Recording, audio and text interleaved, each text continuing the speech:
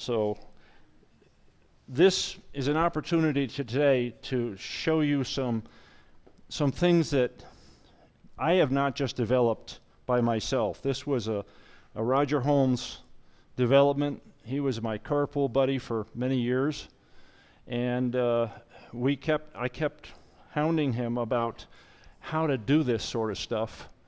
This is slides here. It opens here, and I should preface by the fact that there's plans on the website right now for this, for the XY sled. And there's 12 other documents for much of this here that will teach you exactly how I built it. Doesn't mean it's perfect, doesn't mean it's the best way to build it. It means that you have the benefit by downloading a 1 or 2 or 3 page document to replicate it if you so desire, with pictures. And they're all PDFs, so you can download those at your leisure. Brandon said he was going to put it on early this evening, probably is already on. But the reason I asked him to don't put it on too much in advance is so you're not trying to read and listen at the same time. You have all these benefits, so there's a full document that is available, and it's got, for example, I'll do it with this one, but I won't do it with the rest. But it's got, pictures of the various layers. It's got pictures of how I use it. It's got the bottom plate, the measurements, and it's got the top plate, the measurements. And I used a Palmgren XY vise because that's kind of the middle of the road from a price standpoint. You don't want to buy the cheapest because it has sloppy movement. One of the things that Roger did beautifully is he tapped stop points on both sides so that when you want to stop the movement from one way or the other way, you can do that. And so you can just use movement from one side to the other. Yes?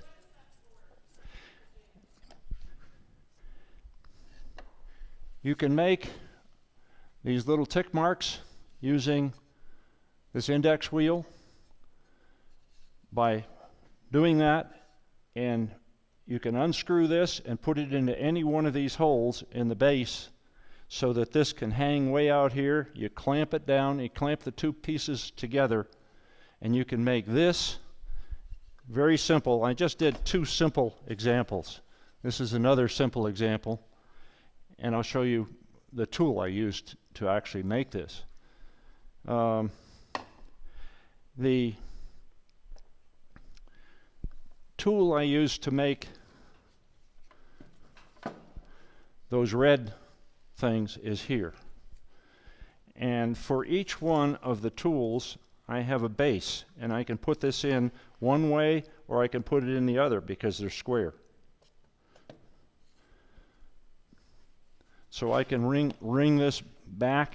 If I move this to a hole back here, I can get it so it will do that for me with this bowl going like this. It'll swing right around. Well, I don't have this tight, and I can do that very simply. Pull it all the way here. And these are just like any other jig on the lathe, but it locks it down really tight so you can't move it. And so this would swing around. So that pivots on a point then? It pivots on a point, but there's 6 or 7 points to choose from. So by doing it this way, if this was, then I would just crank this in, and since it's an XY jig, it's got a measuring thing, so I'll go in as far as I want the first one, I'll note that, and the second, third, fourth, fifth, sixth, I'll do that and go in. So this is just one of the tools that can be used with this jig. And this is modeled after a $2,000 jig from Sweden. Didn't cost anywhere near that. The other one is made up of, in this case, a 60-degree point that actually is used in sign making and that sort of thing. And so I can put this in either this way or this way.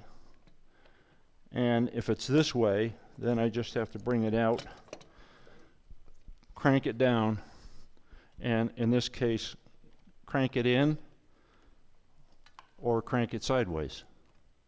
Setting it up for your particular design, and that's what makes this, and it could be this way, so it cuts this way. If I put it in the other way, like facing this way, and I bring it out here, and I use this spinning point here, then it will enable me to cut those cleanly and consistently because I'm using this to guide it. I'm just putting this here and locking it in, and in this case I think it was every 30 degrees or every, I'm not sure what it was, but that will keep that locked. And then if I do it for 30, there it is. And this is Alisam Engineering, A-L-I-S-A-M Engineering. And I've got, detailed specs on this. So you can build it yourself if you desire. There's a third one. So Dave, that's just a standard router you're using? Standard router. This is a Porter cable, half.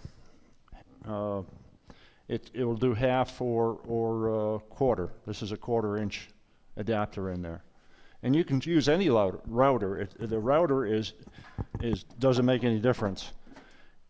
If you don't have one of those one-way things, here's another way of using your drill. If you want to drill holes, at a certain point, you do it, and you can. The key to it is this is flexible enough so you can actually do it either way. You can move this totally to the right and spin it completely around, so you're working off this end of it as well. It's extraordinarily flexible, and it's got, because of the positioning of those holes, and it's all on these diagrams, at least it gives you a start. When something that is known works, you can always add more holes. There's nothing to stop you from adding those holes. And it's a very inexpensive nut on the other end. So what do you call that XY vice thing that you've got mounted to your wood? Cross slide? Cross slide or XY vise. XY, but it's cross vise. And it's a Palmgren, which is it's a medium grade as far as quality. It's not the top end, but you keep it lubricated and it'll last forever. It could also be called an indexing head. Well, this is an indexing head here. And that's your Alisam Engineering one. So what's the brand name of the vise again? Palmgren, P-A palm, as in a palm tree, G-R-E-N. And so that's what you can do nice things, you can do very complex things in order to make it happen. So this is the most intense one I've got, and it slides here and it slides off. So if I want to take it off, obviously I needed to take but it just slides right off, and this is the underside of it. Very simple. nothing fancy. Takes a router to route out these grooves. You have to have some metal plates that slide easily in those grooves, but you can see the number of holes that are possible underneath. And those are, you know, those are 50 cent, 75 cent pieces. The slide thing, Amazon. Oh, the blocks? I don't know. Roger made it for me. He's a metal worker. He already had the metal. He said he had so much metal floating around, didn't take him long to do that. So that's this slide. Rick Harrell makes them, the base piece. Rick Harrell, if you Google Rick Harrell, RickHerrell, IAP, And International Association of Painters, he's a machinist, and he supplies all kinds of stuff. And in your source list, there is a total resource at how to get both these nuts and these posts. And you can get the 1 1/4 by 8, or you can get the 1 by 8. And so the source list includes all that. And these basically nuts, the smaller nuts, McGuckins carries them, believe it or not, the 1 by 8, this size nut. They probably charge too much, but they're there. That's the key. So if you got a midi lathe or a mini lathe, this one's possible. Okay, so planning is it's what it's all about. So this is how I start. Say I saw a picture like this of this vase. Pretty small picture, right? So I wanted to figure out what size, how it would fit the size of wood I have. So the first thing I did is I used a piece of 1/4 inch, and I used this, it's called an art graph light pad. I got it so many years ago, but I'm sure it's still available. And so I just used this over the top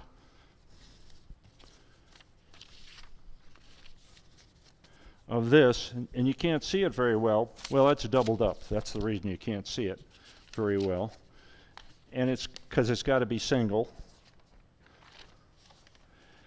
But I could see it through there, and I could trace it, which I did. Then I used this little scale thing, which says in the percentage of the original size. So if the original size was 3/4 of an inch, I would look at 3/4 of an inch on there, and size original, here's your 3/4 of an inch. Got my finger on it. And then I would put that up against the width 3 inches of my wood that I have.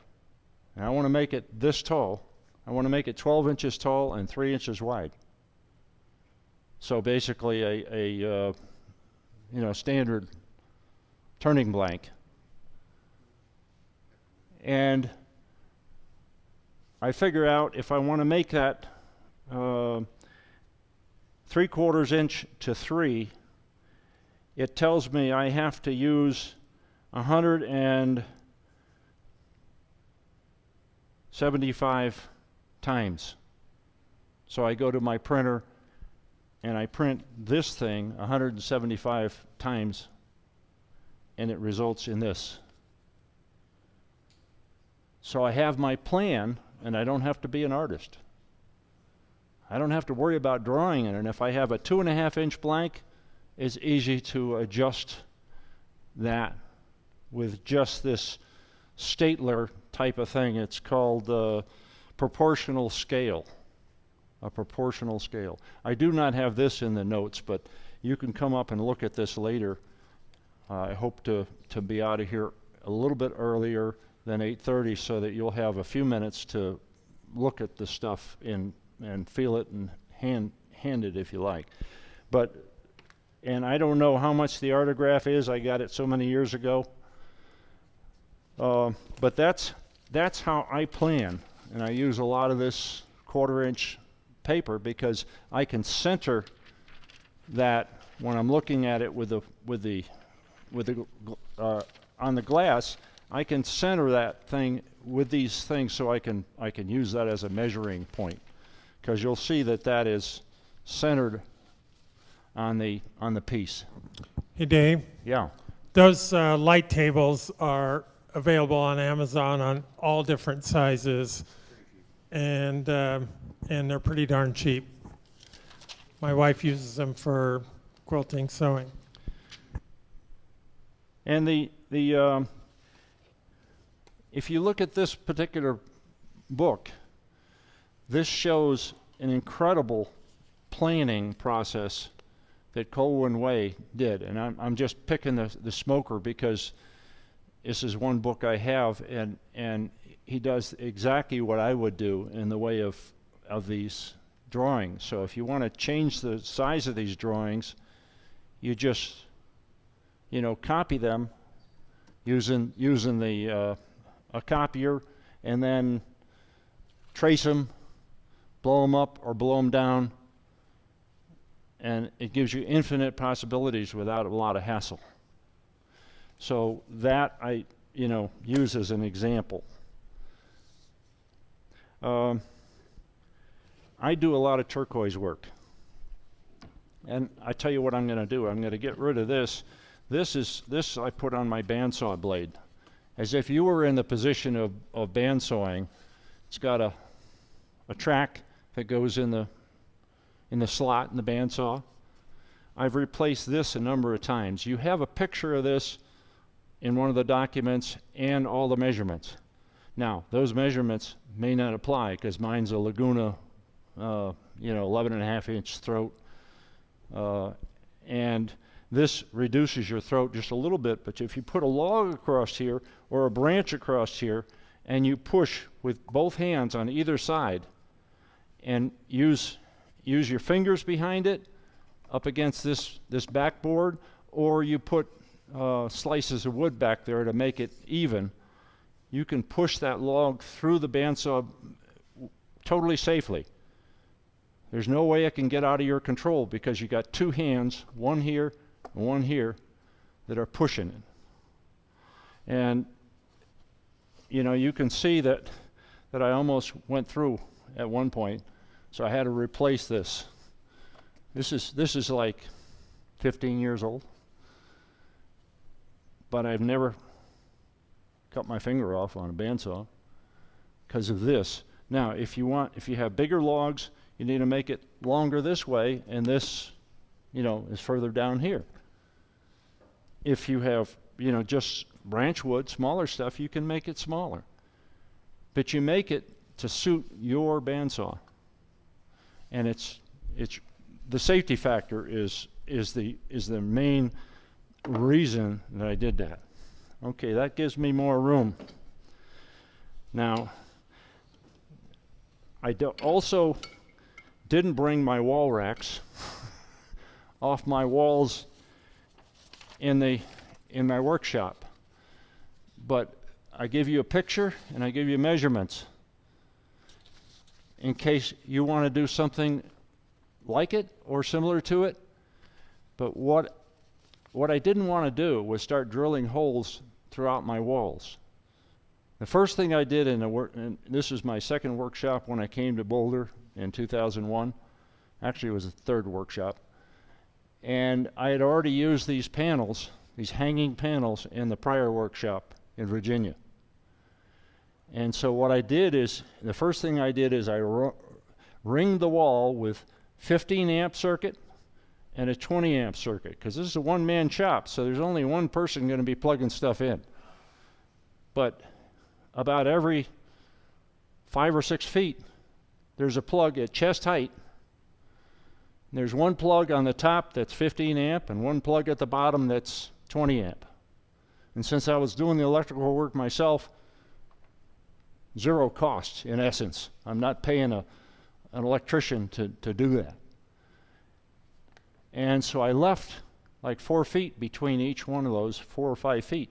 So I built these panels, and I put a strip along the about eye height all along around and lagged them into the 2x4s, or screwed them into the 2x4s. And on the top of that, there's a 30-degree angle. On the top of this panel, there's a matching 30-degree angle, like it hooks in, like your finger will hook like this.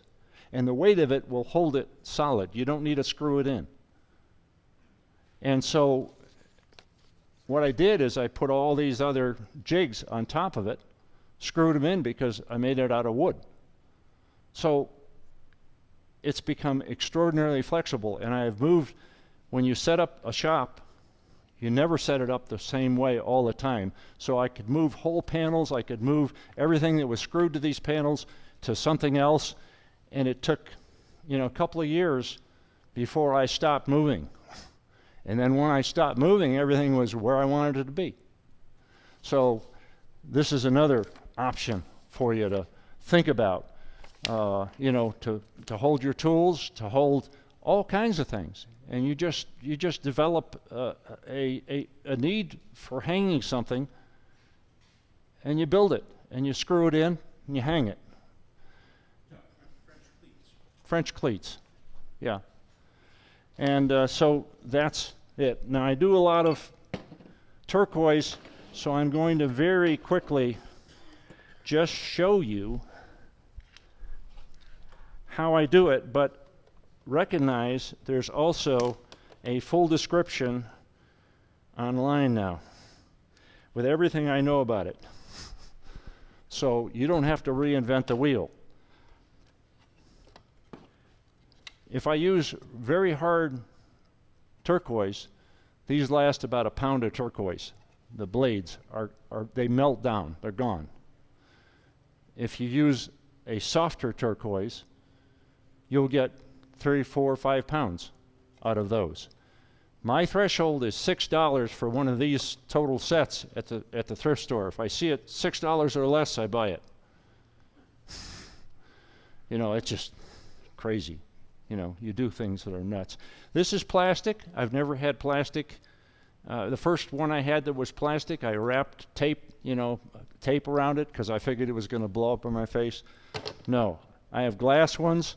But the beauty of it is this part right here, I have 3 or 4 extras like this.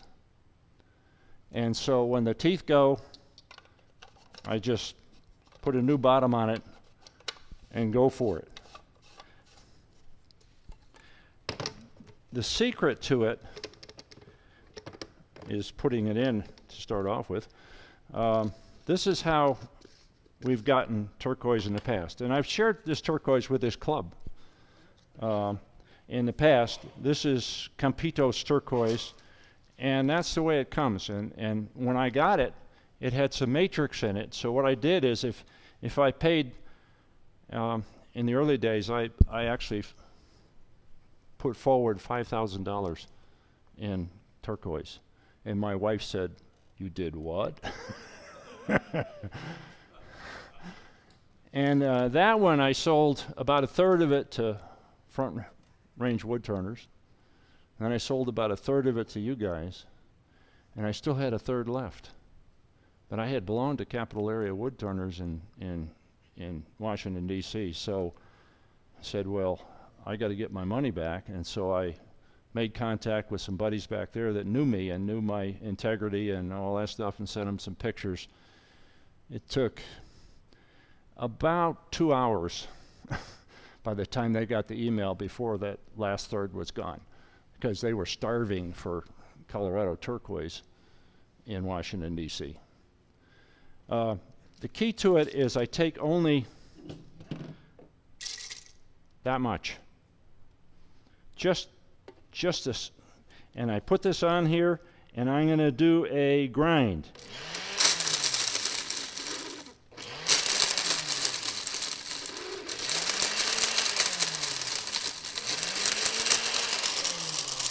And this is explained here, so I'm not going to spend a lot of time because it's in there. So I do 4 different or 3 different ones. And you can spend a fortune on these screens. This is right out of McGuckin's home, you know, any hardware store. So is that. So is that, but that's my grades. And so I can put it in there, and if it doesn't go, goes back in here. And I grind it again. And I keep doing that, and then I put them through progressive, and I have, you can tell what my wife and I like to eat, you know, it's you know, vanilla bean gelato, you know, I mean, and so I have a lot of these, and so I use one for each one of the grades. And then, so then I have those grades, and I can inlay them any which way I want. And I explain that in the handout. When I'm actually inlaying them, I didn't bring my CA glue, forgot that. But when I'm in, because I was going to do this here, I'm going to take just your finest, your number 4, which goes through this screen, this tiny screen here. It's powder. And I'm just going to use this pen tube, modified pen tube. So pen turners, you got another use for tubes. But you have to cut it at precisely 45 degrees. It can't be 42 or 48. It's got to be precisely no, not really. You just whack it roughly, you know, in half, and then you just drop it into there and shoot your CA glue in there. I typically wait overnight. I don't try to push the issue because I'm doing 3 or 4 of these bowls at one time. So I'll do all the CA glue in overnight. So how deep do you do, and how full do you fill the space? The first time, and you have to seal it. And I use a 50-50 with a universal sanding sealer and denatured alcohol, 50-50 mix. If you don't seal it, the CA glue will stain the heck out of your wood. So you seal it, and the first time I put it on there, and I can, when it's still wet, I just hard wipe it with a towel. I will just put it to the surface, and I'll use my fingers or my thumb to rub it in, so it's flat. Put some CA glue in there. I don't rub it anymore because my skin will become part of the inlay. So then I will just tap it, tap, so it's a little bit of a mound, put more CA glue on it. I want it slightly mounded up. And I will use 80 grit using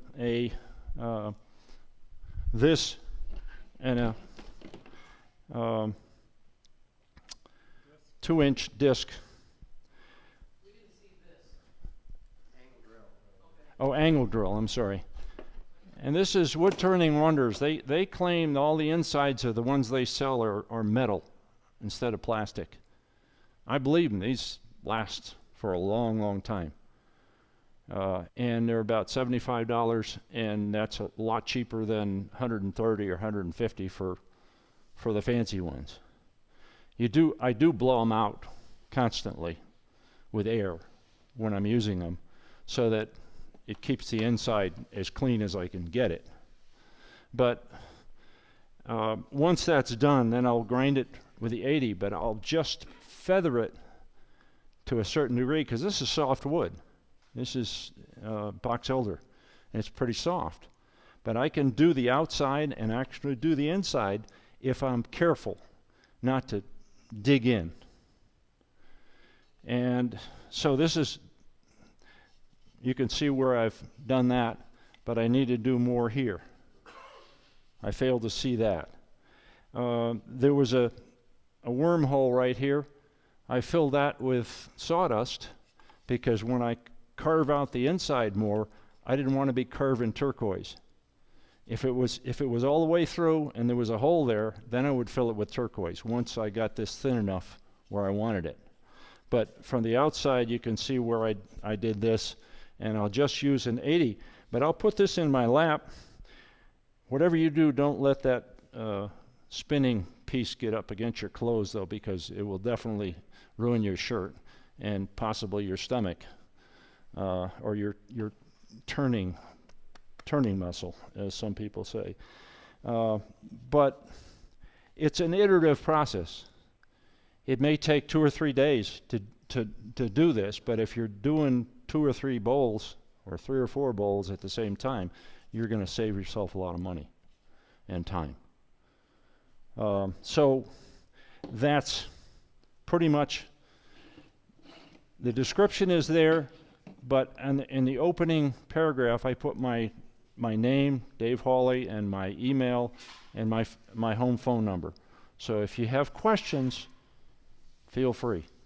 I'm also a mentor, so if you want to come to see my shop and figure out how to do one of these things in person on a one-on-one basis. Unfortunately, I live in Boulder, not far from where the dinner theater is, 55th and Arapahoe. So it's a trek from this area. But, if you want that sort of contact, I welcome it. There's another piece of paper on the Hawley handle inserts, these things. And that goes back into, there's a tube that's embedded in this, goes all the way back. And you can see I drilled all the way out. Because if I want, I need to find my, here we go.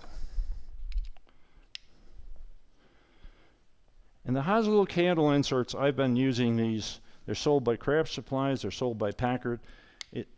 This is all, and all the drilling instructions for the 3/8, the 1/2, and the 5/8 are in your sheet. So you don't have to try to figure it out anymore. You can just drill based on those dimensions and those depths and epoxy a thing right in there. The only thing you want to do is not make this too thin, because that's why there's a little hummock on all the ones I make. But if I want to travel with this sharp end, I just put this back in and lock it in. I could do this, and it's almost worthless because it's small and it vibrates. Put it all the way in. And you can pick which side you want to lock it in on. But if that's all I need in the way of exposure, I've never had these nuts come loose on me, period. Nothing. And these are steel. Now I put in my thing that Cindy Drozda sells the same version, not a Hawley, but the same version, but it's aluminum. So if you don't like the heft and you want aluminum, Cindy has them for much the same price. And I think they're great. I probably have 20 or 25 of them. $20 each. Instead of a handle, you make your own handle. If the handle, you don't like the handle, you just crack it, sand the thing down and put it in another handle. Little fancy like that. The other type of handle that I really like is old drills, but the thing stops right here. You cannot drill all the way through because there's a solid piece in here that's embedded. These things, and while I'm talking about it, I had this Ashley Isles 3/8 inch bowl gouge for probably 10 years. I got it at a wood show for $5.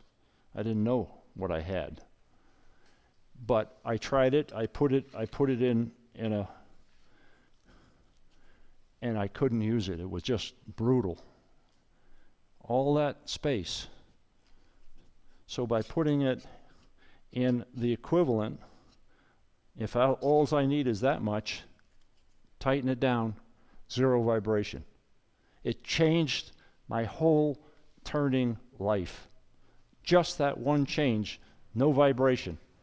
Better tool control because I had it here and up against my body, and I didn't have that thing hanging out.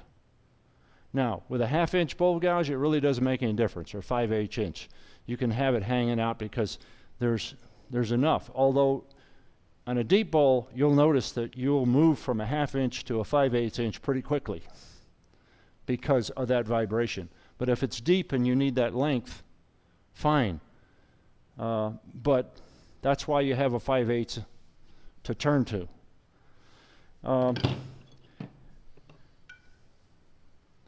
This is a great little tool, just a piece of high-speed steel. And if you use it like a scraper, it's perfect. Does an amazing job as a scraper. And you can turn it, you can twist it, you can feel it.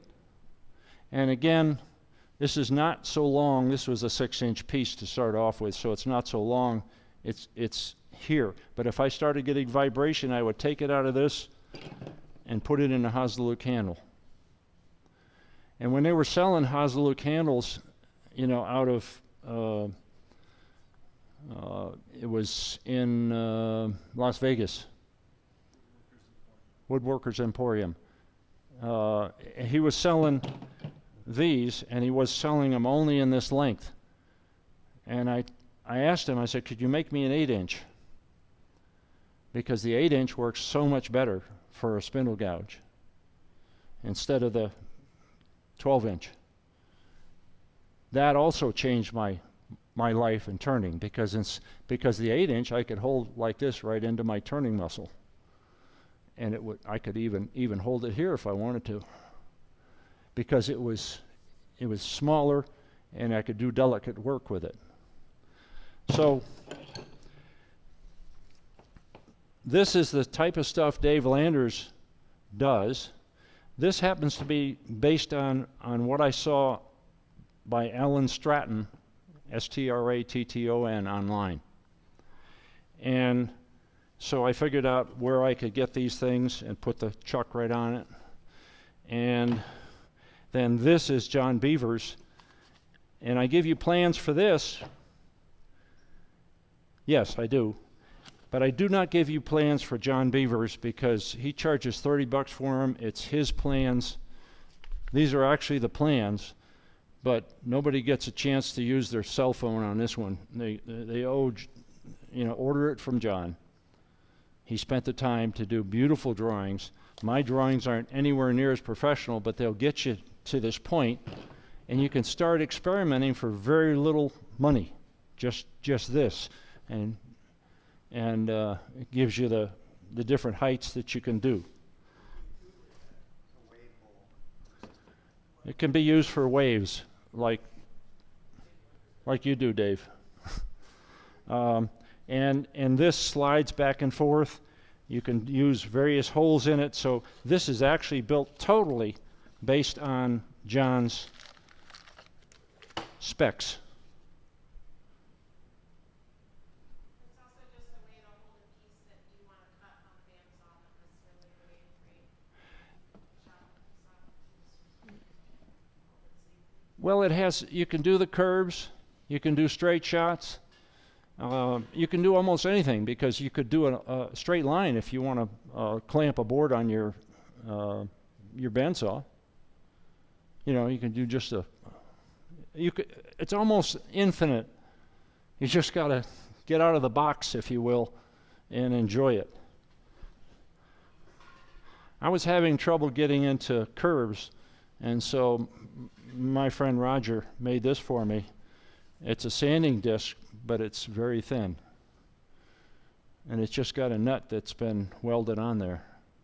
And then this has been cut, so I can get into very, very tight corners if I really need it.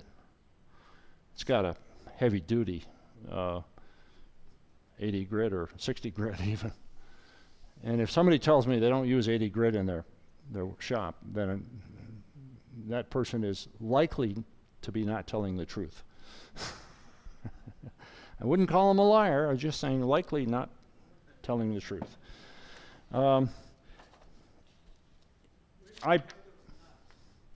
It's in the source list on those documents. With this plan. I don't give you these plans, but you got the same source, and the price as well. Very recent, in May. I haven't built this yet because I've got a circular sander. But I saw this in a magazine, so you have a copy of this now as well as I do. And you build a platform, and then you can use this sanding disc, or you can use almost anything. You can use one of these and put a piece of sandpaper on that on your lathe, and you have a disc sander. The key to it is get your platform up to about the center, because when you're below that center, it tends to do strange things to piece in your hands if you get it in there. But you can build it with this, and I think that's, if I didn't have one, I would build that. In sharpening, I use Tormek on my grinder with CBN wheels. I use the Tormek Jigs just like I would on a Tormek. I put one of these on either side, screw them down into the base, and then you've got the Tormek angle here. And when you buy one of these things, it tells you exactly where to put it with respect to your wheel. I'm not going to try to, because everybody's wheel is slightly higher or slightly back or whatever, but I can get it well away from the Stuart Batty platforms that I have, so I can still use those platforms fine. This is good enough. I put one on either side, just a longer board than normal, and screw that down, and I can use Tormek just like I would with a Tormek machine, but better. I give you the diagrams for this. It's a press. It's a wood press, and I give you the dimensions that I used, but that doesn't mean that the dimensions that you use. If you do gonzo big bowls, you'll need a bigger one. But it's a platform, and it's got all these layers on it, and it's got one of these $25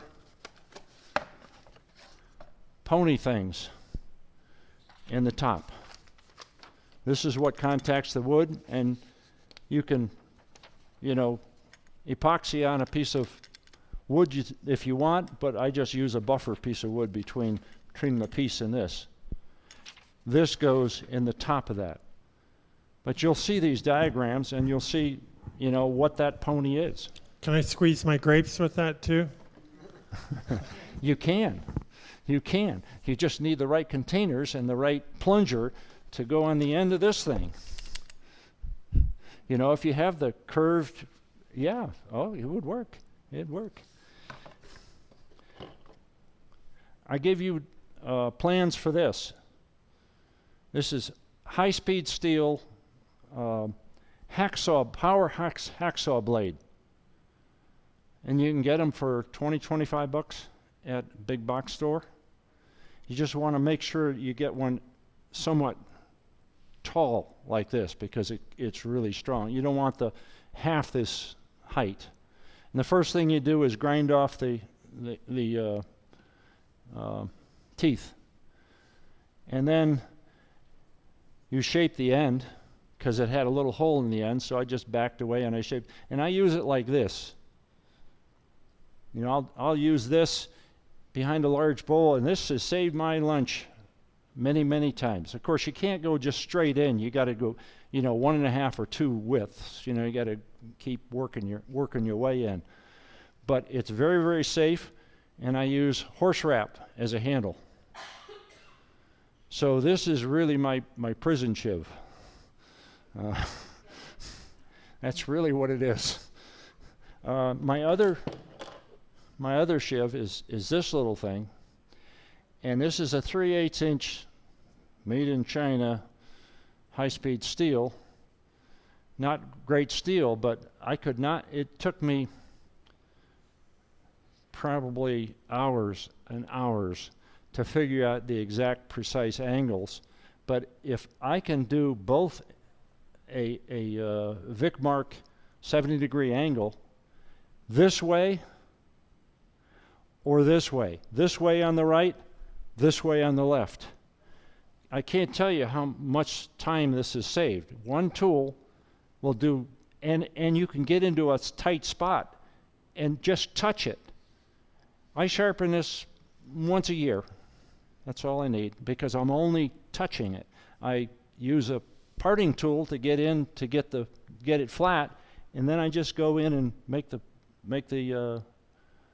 precise dovetail 70 degrees for the Vic Mark chucks. Now, you can't figure, the only way you're going to figure out how to do this is if you actually take a 3/8 inch piece and have this in one hand and the 3/8 inch piece in the other, and you start grinding. I'm not enough of an engineer to figure it out without that. And that's how I got this, because a friend of mine had, back in DC, had one. And so I went to his shop and ground it right there. And that's the only way I could get it. Now, this is all rubber chucky stuff. This is Glenn Lucas's way of handling a bowl that's been, warped, where you put the warp part here and here, and you put it up against here. You can make all different sizes of this. And this rubber is sold for practically nothing at McGuckin's. Probably $6, and you can get a sheet that'll last you forever. And it just epoxied on there, but then you can put that bowl that's warped, the two ends that have been raised up in this opening, and just press them up against this, and it's enough friction on it. For years I used crappy screws for my what do you call it, the face plates. I found these at McGuckin's, and they're Spax screws. They're tough as hell. I haven't broken one in a year. And with the Spax, these things just are smooth. So if you go to McGuckin's, that's the code. You just find out, and they're sold in bulk, so it's hardly worth it. You buy $5 worth of them, and you got a 10-year supply. This is now sold by Todd Raines on his wood site, and it's got great little ends on it, and a center. The center point is locked from here, and these screw in and out, so it's very handy. Can't remember the name of this, what they call it. ELIO, LEO drive. And there's a 2-inch and a 3-inch. It has different Allen wrenches that are one of them is metric and the other is Well, everybody's got everything anyway, and if you can't get your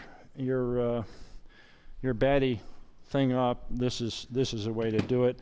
If your hand gets sore from punching, you put a handle on it and epoxy the handle on it. If you're going to do 100 of those, your hand gets really sore, because this is very narrow. So just make a big one. If you want to take the paint off a ship, this is what you use. But you have to unscrew this and use a crummy grinding wheel to round these, and then you polish them. And you can do amazing type of work. This is ridiculous. You can get them a lot cheaper. These they're selling for like $75, but it's a beautiful tool. It's a Fibonacci. This is the Fibonacci Golden Mean. Trent sells one too. Trent sells one, and it's probably cheaper than the $75, guaranteed. But I bought this many, many years ago, and it's beautifully engineered and done. Woodpeckers is not cheap, but it's good. As they say, good sheet man. It's good stuff. If you don't have one of these, the first one I have bought this one on eBay for $90. It's Swiss made. It's engineered beautifully. The first one I got at a yard sale for $20, but that was like 30 years ago. But when these things lock in, they absolutely lock in, and there's no moving them. You can adjust it by undoing this, and this little wheel will move it. For micro adjusting, I don't even worry about it. But when I'm doing something small and it's got to be precise, this is amazing, absolutely amazing. It's worth the money if you can get one at a reasonable price. I mean, $90 was still crazy, still crazy. $20 was a lot better.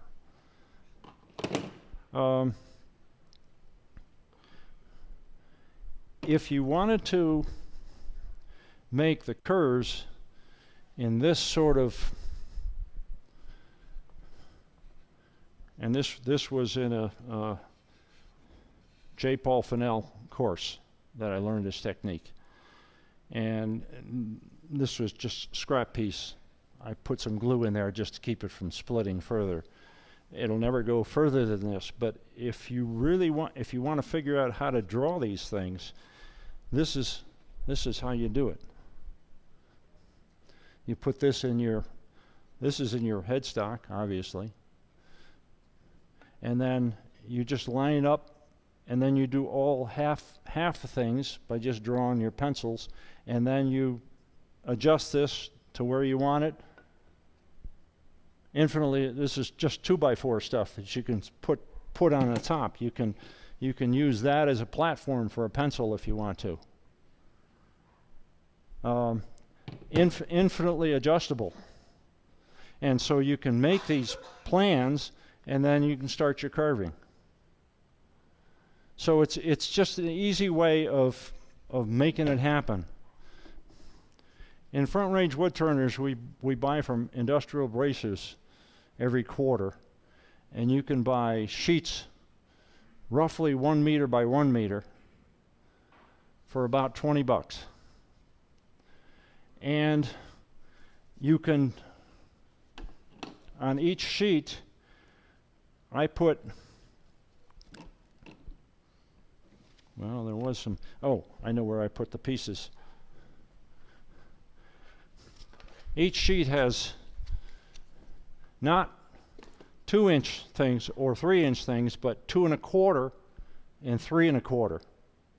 So that when I slap this on, when I slap and I didn't bring a 2-inch, unfortunately, but I slap it on there, and then I clip off the sides, just the corners, and I leave it overhang. I just take it and crunch it with my hand, and on the inside of a bowl, it's perfect because you're not ruining your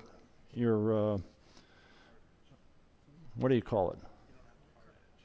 You don't have a hard edge, right? Now, if you need a hard edge because you're getting into a small place, then you need the circular ones. And I couldn't resist. Glenn was selling these things, and they're somewhere around here. There we go. Where did my...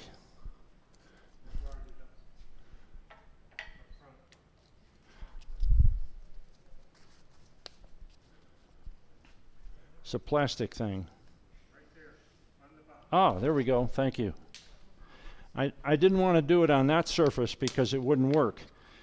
But Glenn Lucas one of his neighbors makes these things.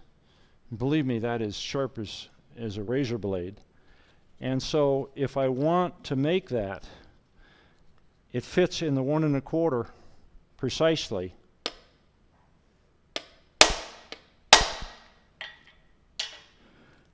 And you can do as many as 5 in a grouping. And that's precisely the 2-inch that'll fit. So you can get into the tight corners. This was around $30, $35. I thought it was worth it. I didn't buy the 3-inch one because I don't use 3-inch as much. But I do believe that this is worth its weight in gold. And by cutting it like this from this sheet, I have gotten my price down to about 3 cents a piece, instead of 20 or 25 cents for a pre-done one. So you're saving a boodle of money. With a $20 sheet, you'll get over 200 in that sheet. Now, many of you belong to Front Range Woodturners, so you could actually order by mail, and you could pick it up or have a buddy pick it up, you know, at the next meeting every quarter. We have a deal, we let Rocky Mountain Woodturners participate. Oh, so that's even better. But the industrial abrasives, this stuff has got better quality than Klingspor ever thought about having. As far as the toughness of the material, it's not made in China. It's made in Portugal. Be careful; it's sharp as a razor. It's made in Portugal, up in the northern part of Portugal. And when the president, it's a woman-owned company, Industrial Abrasives, out of Pennsylvania. When she visits Portugal, it's like she's the queen that has just come there, because half the city is employed making sandpaper and sandpaper products. And she supports all these clubs around the country. The prices are just amazing, but the quality is even better. The quality of the Velcro is better than Klingspor. The thickness is better. The grades are better. It's just, I mean, I haven't used anything else since 2000. No, actually, the reason that we have that buy is because when I was in Capital Area Woodturners, they were using her industrial abrasives. And when I got to Front Range Woodturners, they didn't have a group buy program. So I talked to the board, and I went to my friends back in Capital Area, and I said, I want all your contact information, all your pricing, all this stuff, because we're going to replicate what you have, at least initially, and then we'll go from there. And industrial abrasives was one of those. The minimum buy that they demand is $50. You know, I mean, we have spent hundreds, if not close to 1,000 sometimes on those buys. And it's great quality stuff. And it cuts beautifully. I mean, this is a pair of scissors that is designed to be used by old hands. Can you imagine that? But it's just amazing. So you can feel. Will be a group buy in July. And somewhere in the things, I'm not sure which document, it refers to these. And these are like $14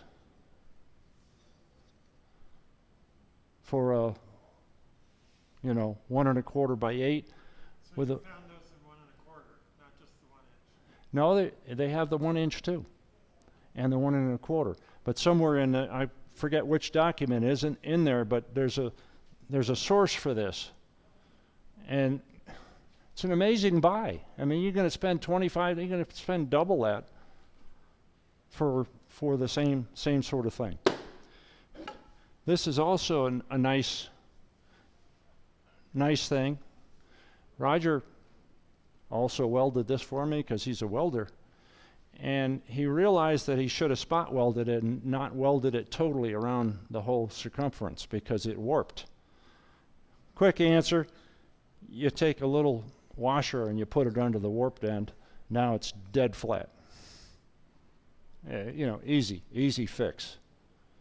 but you can cut these, you can put additional ones on when they start going. Okay, pardon? Well, it goes in your headstock, and you can use it with a pencil to mark things if you want them dead center, because this thing is designed for my Powermatic to, when it sets in there, this is dead center. Any one of these sides is dead center.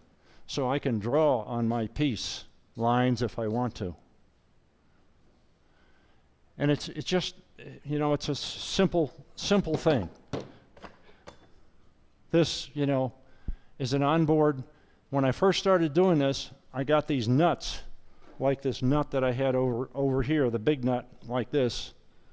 And I put them in there. This is how I made it. And it's just, you know, cutting it out on a drilling those corners, and then cutting it out with a jigsaw or some other way. I can't even remember how I did it. And then you just hand chisel those so that you can epoxy that nut into it and then grind it flat. So, but this is kind of expensive. It gets expensive after a while, although they aren't ridiculous. But, I mean, you can do that for the smaller one. In this case, I just did a chucking point, but you can see this is a scoop, little scoop. Also did set the nuts in to these things for the Sorby revolving center, and then set a nut in here so that I could use this plastic screw up against something and it wouldn't mar it. You can use the same sort of thing. It goes, but this is tapped from a wood, and it goes right onto your Sorby revolving center. And so you make these things, you tap them out, and then you have a 1x8 screw, and I just cut off the nut so I can put this in my chuck, and I can screw it all the way in, chuck it up, and I can turn that to anything I want. So, you know, all these are pre-tapped.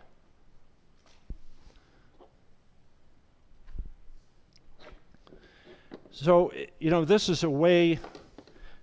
Oh, this is the cheapest tool you'll ever see. This is like $10, and it's steel, and it goes in the Sorby revolving center, and it's fantastic. You don't have to worry about, if you've got something small, you don't have to worry about your tool creaming the aluminum, because this is steel. And if your tool creams the steel, the tool is going to suffer, but you sharpen the tool, so it's not a problem. Trent Bosch will love this one. I wanted to use an extended for my vacuum system, so again, Roger Holmes is my savior. He's my engineer friend, and when I talk to him and say, you know, it could be tapped, but in that case it's a screw, he added a thing on Trent's carving stand, and so I just hooked that up now to my vacuum system, and there's a hole going right through it, and I've got full vacuum system for carving. If I want to put a sphere in there, it's real easy to do. I'm not going to go into a lot on segmented turning, but this is the standard. This is built right off of his plans. And he's got two craft. How I got started is Jim Rogers did two craftsy things. One on basic segmenting, craftsy videos, programs. 10 or 12 classes or something like that. And so I purchased the rights to watch that. And then there was an more advanced thing. And then he put this book out. This book does everything, absolutely everything you'd ever want to know. And it tells you exactly how to make this. It tells you you can purchase these. So if you have 32 segments, this goes in here. And you can figure out how it's going to go. Well, here we go. And if you do it this way or if you do it this way, you'll get a different result. And he explains all that, and so you can get the these things, and they're not that expensive. And then if you do it on a table saw like I do, it's a real safety issue because you got little tiny pieces you're cutting off. And if you don't have this, and if you don't have this platform that clears them from the blade, as soon as they cut, it drops off this edge, and the blade is back over here. So it never can touch the blade. It just automatically falls off. That's a blade insert? This way a little bit. Yeah. And so, this is good for the one size blade, but then you can put, this is just double sticky taped on there, so you could redo that if you wanted to. But basically this is from a safety standpoint is the only way to go. This they call the stomper. Call it the stomper. And basically you put your discs on here, and when you turn it, it automatically centers it. This is also in his book. And then you push this down and put weight on it. Put some. And this thing is bought at McGuckin's. This is McGuckin's. This is McGuckin's. This is a lawn sprayer type thing for big lawn. So you're not talking about a lot of money. You're just talking about ingenuity and how to do it and what to make it happen. If you've got a parting tool and you need to get a straight shot in, and you happen to have one of these type, or you can get one of these at a thrift shop or garage sale, or somebody died and is getting rid of their stuff, you adjust these and you put your I don't know if I've got a parting tool here. No, I don't have a parting tool, but let's assume this is the parting tool. Oh, I have that, yeah. So I would adjust these things so they're really tight against this, and it keeps it absolutely locked in so you can repeat those cuts. And all it is a tool rest with circles on it. Couldn't believe how simple that was and how nice it kind of works. Now, I need to put, let me see, I need to put this in. No, I'm not going to do that. I'm not going to do that. I'm going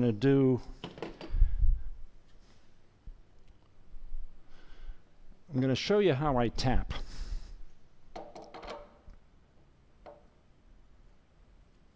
Well, that's tight. Mine is a lot looser. And I pre-drilled, and there's a paper on this too, believe it or not.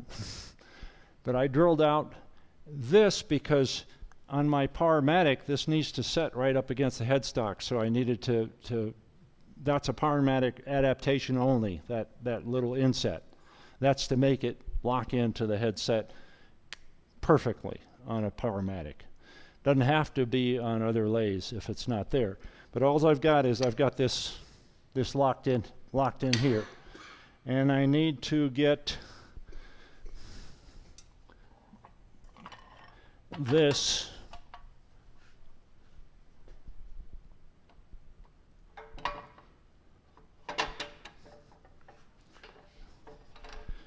okay, half of it's gone.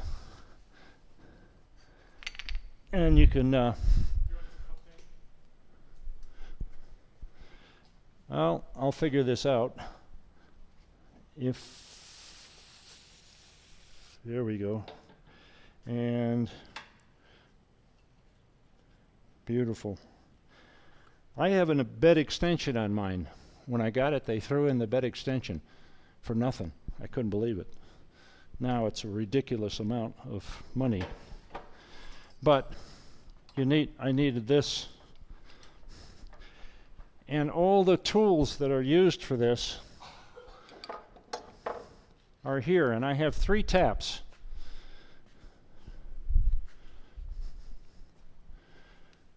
One of the taps is the 1 1/4, and this came from Craft Supplies, but they're not the only vendor. And then there's the 1x8, and then there's the one for the Sorby, which is a 3/4-10 NC. And this is in your specs too, in your sheet. What I try to do is cement all this stuff in these papers so that you wouldn't have to call me, but I encourage you to call me if you have a question, or if you have an opportunity to say, okay, this wasn't clear. Then I can work on it for the next time I share the piece of paper and improve. But you got to help me to improve. So I take this one, and you can see it has a little hole in the end, and it has a square. And McGuckin sells these. This is way bigger than it has to be, but it works for a 20-inch lathe. But there's smaller ones with smaller handles. So this is the secret of it, is spring-loaded. And this is 2 pieces from MSC. This piece, and then this piece goes in and locks in. Okay, so this goes in, it's number 2 Morse taper. So this goes in, and you definitely don't need power. I've got this off. I sometimes even unplug just so I don't inadvertently reach over and turn it on, because you do not tap using power. So now I'm going to put this in here, and I'm going to lock it in like this, and I tighten both ends. And I can see at the end I've got this little hole that's still visible. That hole goes right into this end. So it keeps it straight. So I bring this in, and I crank it like this, and I have to lock the headstock. There we go. And I start turning it, turn that a few times,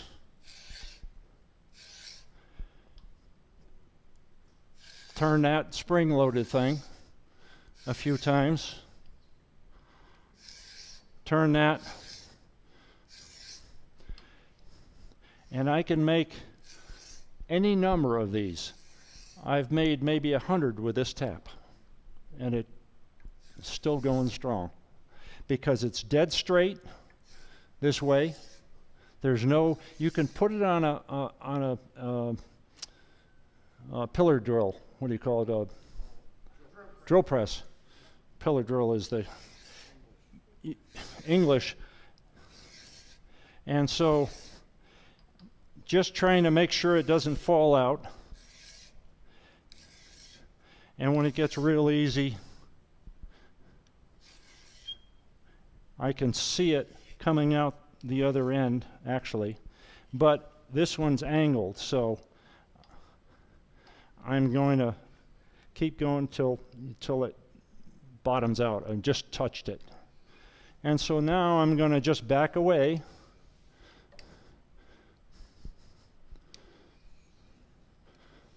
Do a couple of turns, back away.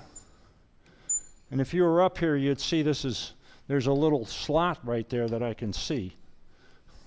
And when I can see that slot closing down, then I just start reversing it. You don't want to go too far because then it'll make contact with your chuck, and it's already, an expensive chuck. You don't need a. So Dave, what kind of wood do you use for? This is hard maple. Is that what you could recommend? use maple, cherry, walnut would work probably. I've never done walnut. I've done maple, hard maple, and cherry. I wouldn't do soft maple because I don't think it'll hold the threads. But it's just like a bowl. It's the grain is changing all the time, but.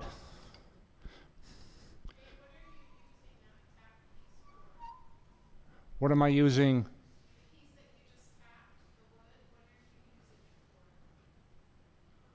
could use it for a glue block. Oh, I use it for all these things here.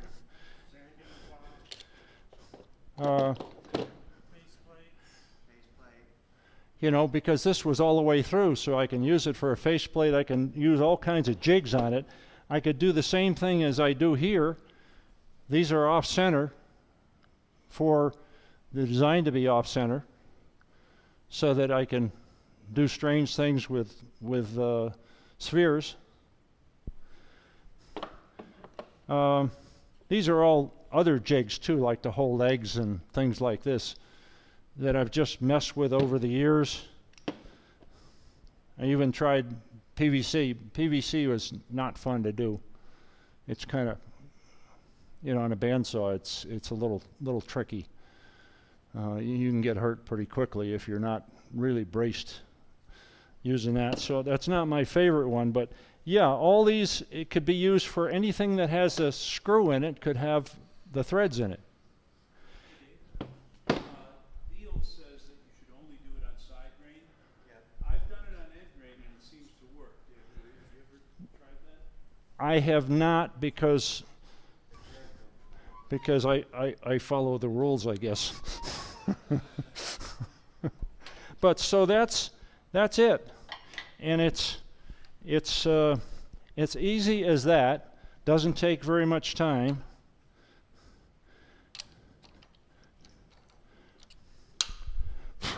And you can see that compare it with the other one, and it's just like this, the same thing. If I took this chuck off, which I will do,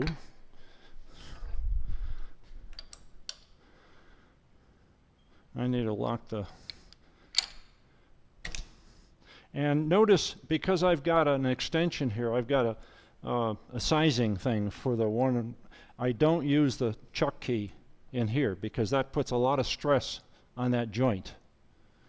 So when I was taking this off, using it with that adapter, because the adapter's got the hole in it, if I start clamping this, sooner or later that joint is not going to survive. And you're going to have some strip threads. I'll get that, it's not a big thing.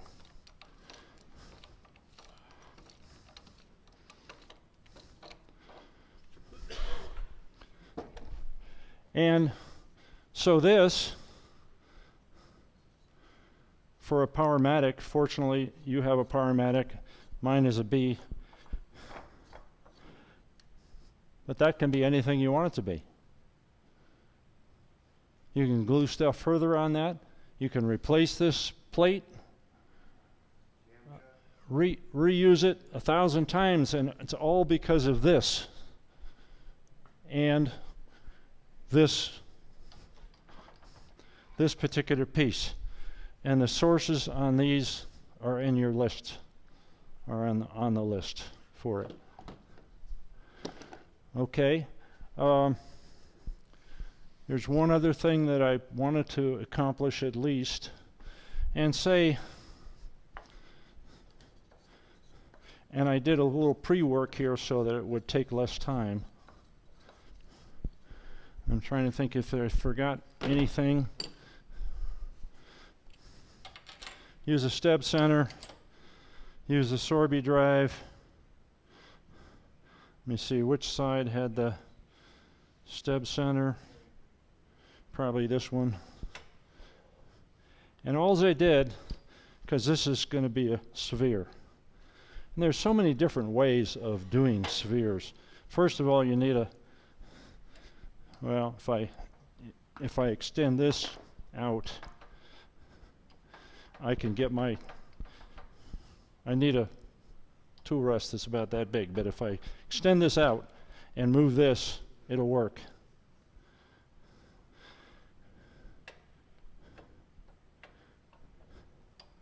And I use the Steve Sinner ones. Although I understand that Trent Bosch has got some out now and may try that. Because, you know, charity begins at home and all that. And I like Trent and I like his stuff. And he's honest as the day is long.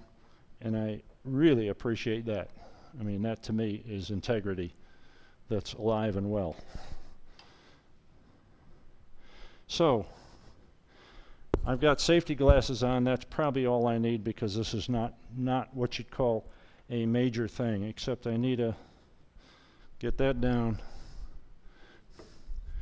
And what I did here is I used a Søren Berger thing. Now, Søren Berger is no longer with us. He's a New Zealander, originally a Brit, moved to New Zealand. And he made this sphere caliper. But there's a guy named David Smith, and you have the article by David Smith and the way to print this.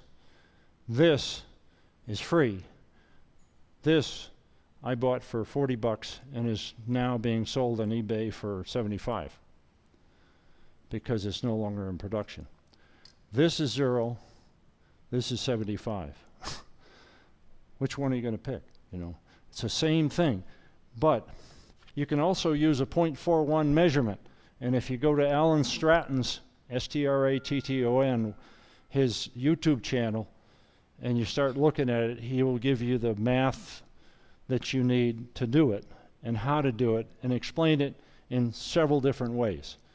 This I like because what I did here is I just set this to this first measurement, and then I use that measurement to cut down the sides.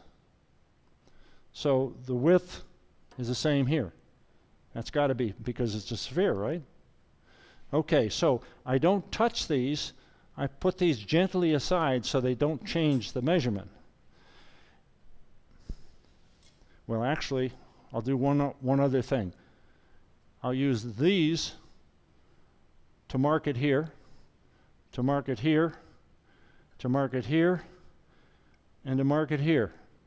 And I will not use these to cut the grooves. I will just position it and then drop a pencil in there. So it just does the pencil bit. And so now, if I do a straight cut for each one of these, I've got an 8-sided piece. Does that sound reasonable? All I need is my, what do I do with it? Gouge. Ah, yeah. All right. Turn the lathe on now. Ooh, yes, that helps to unlock it, yeah. And in my Powermatic, never turn it off while I'm using it. I unplug it overnight. But I never turn it off because it goes down to 0. So it's a safety factor. I never turn it on when it's, you know, too high. And I keep it at, you know, I'm running at 1200 here. And so if I'm going to do this,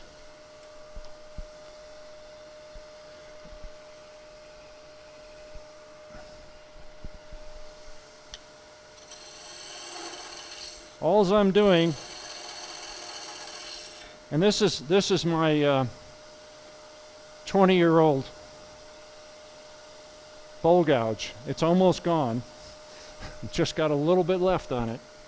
But I'm doing a straight shot, and my goal is to do not a curve,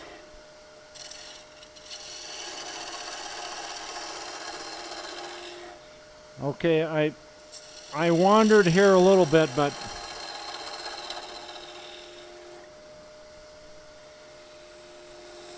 I'm going to get as straight a cut as I can.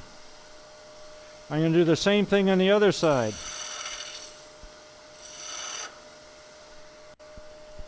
It's only held between centers, so it's, if I'm hogging it a bit, it's gonna stop me by spinning.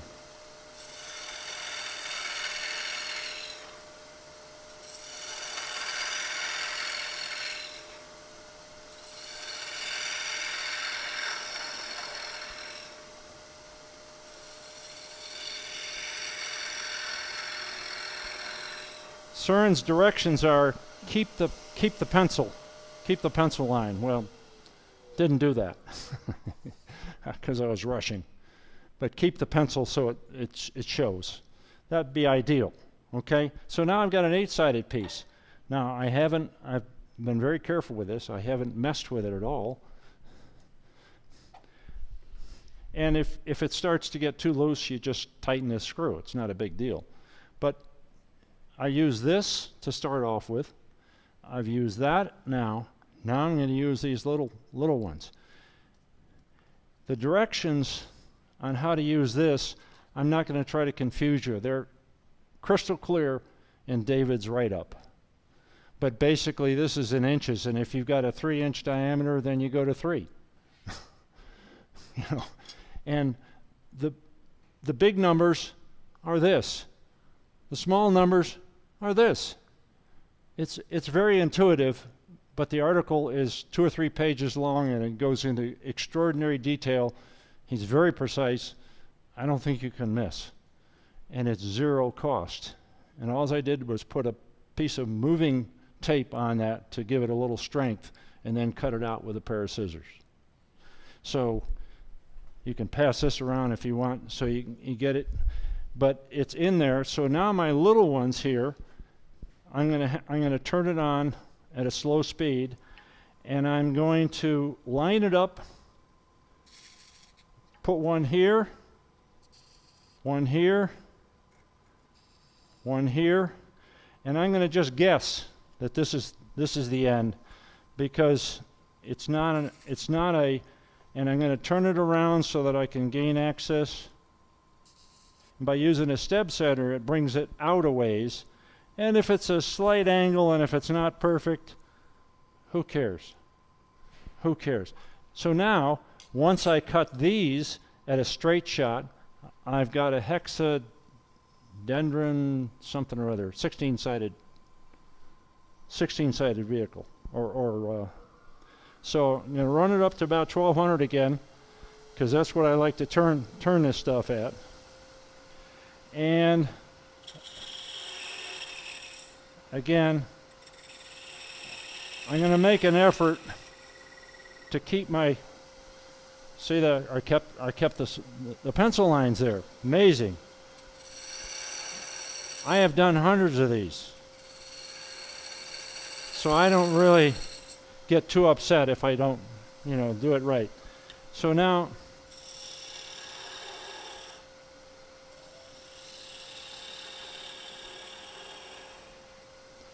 and I'm very close. And I do love this Sørenberger thing because there's no math to it. I was an English major in college, and I avoided math like the plague. And then I got an MBA, and I had to go back and take all that math stuff. And I got A's in math, and I got A's in calculus, and I didn't understand a damn thing. It was just garbage in, garbage out. But, got my A's. But I was older, and I knew the wheat from the chaff, and I knew how to, deal with the system. Okay, so now you can see it's a 16-sided. So what do I do here? Well, got this in my hand. I'm going to use it. So I'm going to go up to 1200 again, and I'm going to just drag it, and I'm going to turn it around. I'm going to drag it the other way, and I'm going to drag it this way, and then I could use the Tom Wurzing effect and take my negative rate scraper and really do a job. I'm not going to. There's some tear out here because it's soft maple, and I'm going to get tear out.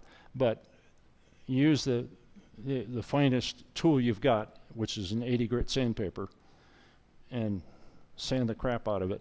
And that's a formal word, by the way.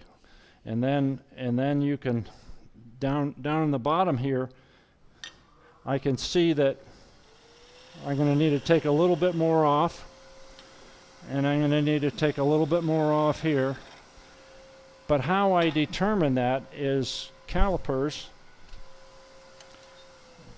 and I turn it off, and I take my calipers, and I don't want to use these because they don't hold the adjustment really well.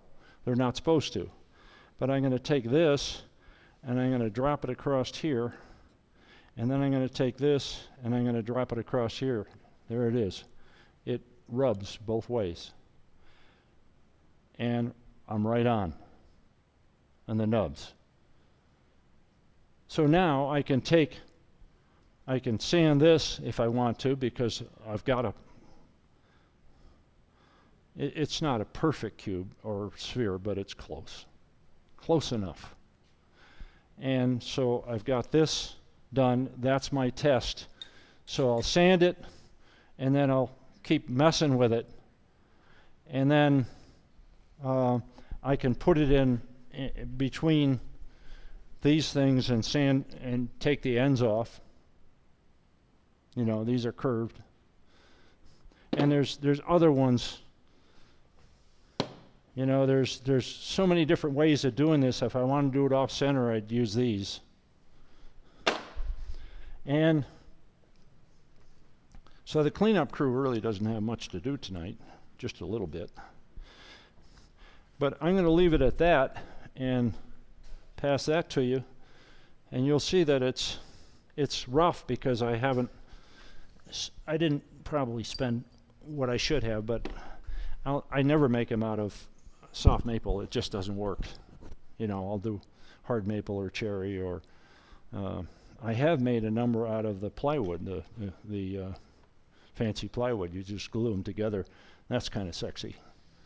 But let me see if I missed anything. Got the processes, got the Turquoise, got Stratton, got John Beaver. Nobody can steal this because it's worth money, and it's worth money out of John's pocket, and I don't want to do that. So you can see these, all these. This really expensive $10 tool. This really $14 tool at the biggest one, and it's actually, I think it's $12 for a 1x8 with this on it. What's not to love? My recommendation on industrial abrasives is bomb-proof. When you can get it down to 3 cents a piece, you know, it's. I mean, why not? Who wants to pay 20 or 25 cents for a circle? And the circle, your mandrel gets all beat up because it's not wrapped around. So if you don't use that 1 1/4 inch or the 2 1/4 inch, and then sort of wrap it like this, just clipping off the corners on the inside of a bowl, you're getting full use of that piece of sandpaper, and you're not messing up your mandrel. And also, the mandrels that Industrial Abrasive sells are absolutely high quality. They're not fancy. They work like a charm, and they last forever. When they start separating at the base, I put my excess epoxy. When I'm mixing up epoxy, I looked, oh, that one is coming up a little bit. So slap some epoxy in there and put it in a vise or a clamp, and I use them until they're dead. For that sandpaper, for the cutter that you used, who made that cutter? Who did you say? Glenn Lucas, out of Ireland, his friend. What I'll do is I'll put, because it comes with tape on it, but it comes with this little thing inside. So I can hand that around if you want, but just beware that if you take that out and you jam your hand on it, you will be making a piece of sandpaper with your skin. And yeah, that's fair. His neighbor's been doing that, or neighbor or friend in the area has been doing that for years. But I thought that was worth it because that saves me from having to buy at least the 2-inch from anybody. And you can do them five things at a time. Trying to think of anything else that I may have missed.